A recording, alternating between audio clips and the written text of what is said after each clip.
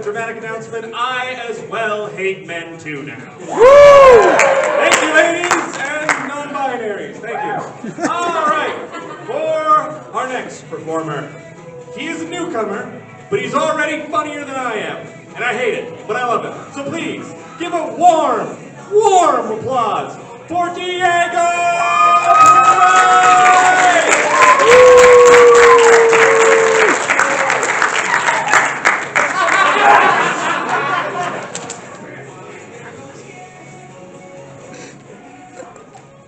Hello? Yeah, I'm new. So, I didn't even make it in the top 4. I'm dating Bailey. But you know, that's okay. Just room for improvement, that's all right. Part of it could be because, I mean, it's November now, and everyone knows what you're not supposed to do in November. Shave. I've been giving that a shot, and it wasn't looking great. And so I finally caved. Partly so that way I didn't end up single again. It's been a rough couple of years. I'm originally from the Twin Cities, down in Bloomington. Well, not originally. I'm originally from Rapid City in South Dakota. We'll touch on that again in a little bit. But I came from Twin Cities, did a couple years there for community college, and ended up moving up here for college. And so it's been a real good time. I've been really fortunate to meet a lot of good people here. Again, this is my first year, and so I've been having a blast. We're gonna circle back to Rapid City. So I was really born and raised there, and what I've noticed when I kind of moved here was that I've been moving away from elevation. So I'm basically like a stone's throw away from Mount Rushmore. We got that there. We have the largest mountain east of the Rockies, I believe. Go ahead and fact check me on that. And then from there I moved to Bloomington, and there are hills. We have terrain. That's something you won't really notice with Fargo as much, which I kind of loved because biking, I've always lived on a hill, and so trying to get to and from work and that kind of stuff has really sucked up until this point. But my legs have loved it, so there's that. And so when I was in Rapid, I did a lot of cool things, went hiking and that kind of stuff, had a lot of good friends. And then I had one not so great one. A lot of comedy comes from pain, right? I'm going to share a couple of stories about pain real quick. So me and my buddy in 3rd grade, we had just gotten let out of school. You know, it's tough. You got to sit, you got to draw, you got to do all that. You know, it's tough being a 3rd grader. And so we just got let out, and he had brought a hacky sack from his house, and he decided, let me throw it at you. And I was like, all right, you can't throw. Let's see what you got. And so we ended up running through the playground. He'd throw it at me, trying to hit me, and he failed. Of epic proportions, I was a monkey among the monkey bars. And so he would try and he would try to no avail. And eventually we make our way over to, there's a large soccer field over by where the parents would pick us up and that kind of thing. And so with elevation comes a lot of, you know, rocks. And so for whatever reason, there were just a bunch of rocks over by the soccer field. And one of them was about the size of a hacky sack. He decided to pick one of them up and was like, hey, check this out, and threw it past my face. And I was like, you're getting better at throwing. So I got a little concerned, and I missed the first one. I could not dodge the second one. I ended up getting nailed underneath my eye. And so my little brother is also with us at that time, and he starts freaking out, crying, and all that kind of stuff. I'm like, it's just blood. I'm fine, buddy. I'm literally crying blood because it's so close to my eye, and he's like, you're gonna die, brother. To which I said, maybe, but I had a good run. I turned to my friend and I'm like, what are we doing? He's like, oh, sorry, my dad's here. I got to bolt. So I just turned to him and I was like, that's fine. I'll take the heat. I'm just going to tell my dad I tripped, and then I'll end up taking the fall. And so that's that. Ended up just getting a couple stitches. No big deal. I mean, talk of the playground. After that, my dad got a promotion or something or other, job, and I ended up moving towards the Twin Cities. And in our backyard, again, I lived on the top of a hill for all my life, with the exception of here, because we don't have any. But basically my backyard was an elementary school, and there was a really nice sledding hill.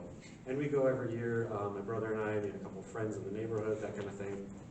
And one year, it had been the first snowfall. It was looking really nice powdery snow.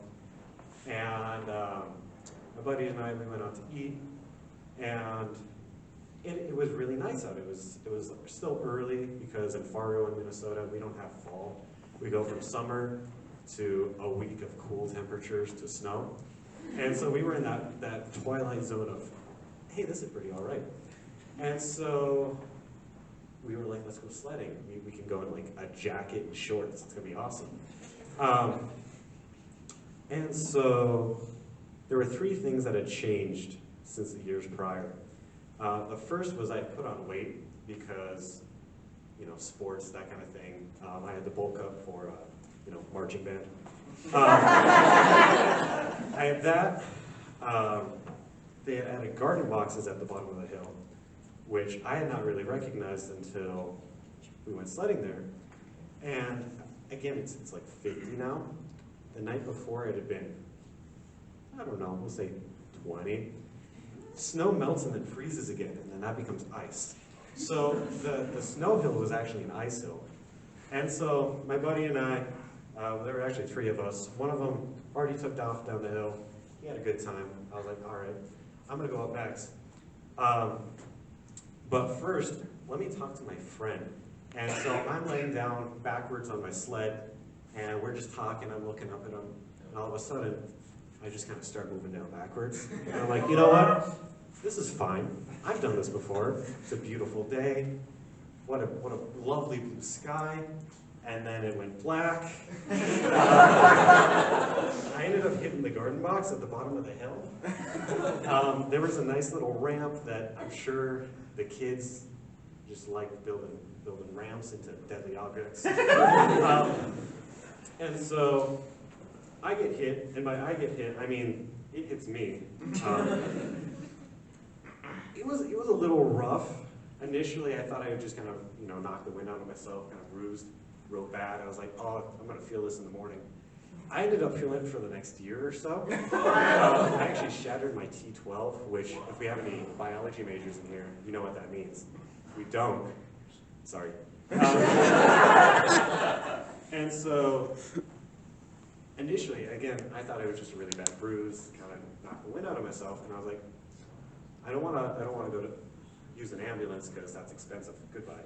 And so, what we ended up doing instead is, I had 2 friends, I have 2 arms, got on their shoulders, and we just kind of hobbled back up the hill, that kind of thing. And we went inside, and I was like, hi Mom, hi Dad, this is my friend, this is my other friend. I don't feel great. And so my mom, the lovely woman she is like, oh, would you guys like cookies? And so eventually, it got to be to the point where I was like, okay, we gotta go to the hospital. They were like, oh, it's a good thing you came in when you did, because if it had moved anymore or anything like that, there's a good chance you could have ended up paralyzed. And I was like, is this a bad time to tell you that I walked home? So, in order to prevent any kind of further pain, misery, and the likeness, they decided to put rods and screws in my back. And so I am fortunate enough to be able to say that not only did I get my back blown out by a garden box, I also got screwed by one. That's gonna be some kind of record. But yeah, that was just kind of the pain and strife of 2020. Oh yeah, COVID hit.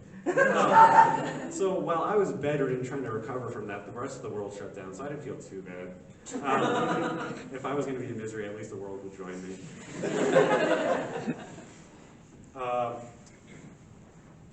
But it didn't end with the back breaking itself. The wound itself, it was fine. I'm a healthy, hearty boy now. The thing that really took the wind out of myself was I ended up getting an infection as well. And so, yeah. It ended up being like a year in the hospital, in and out, just going in and be like, what the heck is going on? It ended up being the metal that they had put in, and so I got that removed. Everything ended up being all right, and life was looking pretty good again. COVID had started dying down. I could walk. I wasn't leaking. Life was on the up and up. And so I was hanging out with one of my friends. We used to work at a thrift shop. If you guys know ARP around here, it's like that. It's a branch of that, but it's cooler because it was a value village. It wasn't just an attic.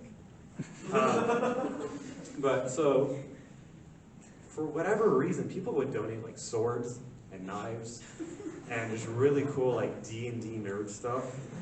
And so we get an employee discount, and so if it's a $60 knife, it ends up being a not $60 knife. I can't disclose that information due to company policy. But he got it, and I went over for the first time in who knows how long because I'm able to get out of bed.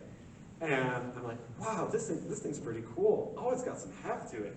And I'm sitting down, we're getting character sheets built up, because for the first time I'm like, sure, I'll do D&D. And as I'm looking at it, I'm like, oh, wow. Yeah, that's a knife.